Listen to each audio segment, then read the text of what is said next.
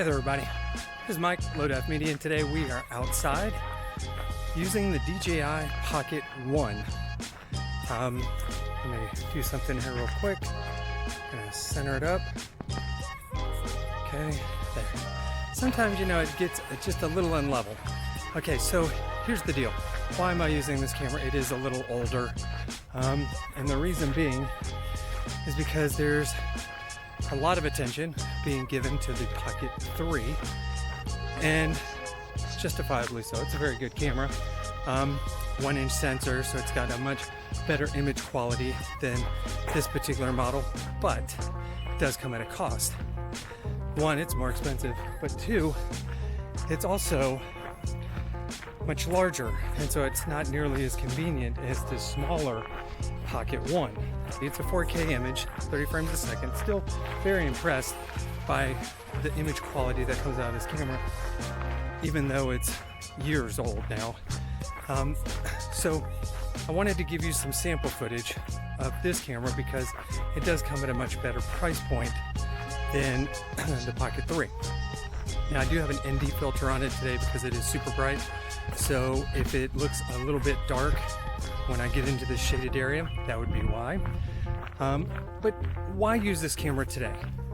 Well, because I see all the attention that the Pocket 3 is getting, and there are things about that camera that, cause me to pause.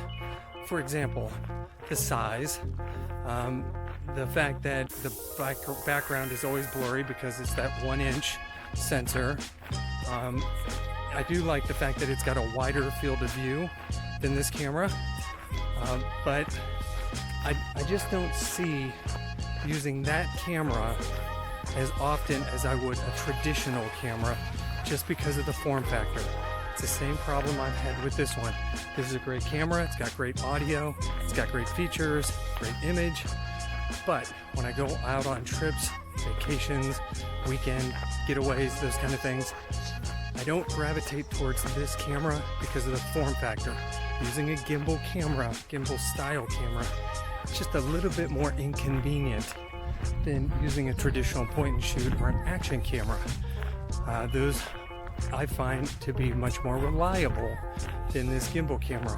It's hard to,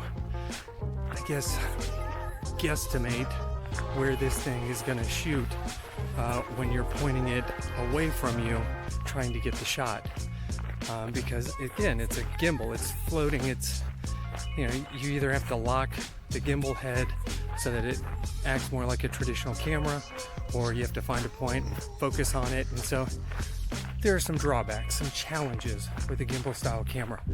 So I say all that to say this: I still love this camera. If you're interested at all in a gimbal style camera, my recommendation would be to start here with the 1, maybe even the 2, because the 1's probably harder to come by. So maybe you get the 2. Start there, see if you even like using a gimbal style camera. And then if you find that that is something that you really enjoy, then you can move up to the Pocket 3. But I wouldn't start with the Pocket 3 just because of that price point and the fact that it is bigger and it becomes much less convenient to use. This form factor is amazingly small. This does fit in my pocket, whereas the Pocket 3, it won't, especially when you put it in the case. It's too bulky. So anyway, just a little sample footage and some thoughts on the Pocket series cameras, and this Pocket camera in particular, the Pocket 1. See you in the next one.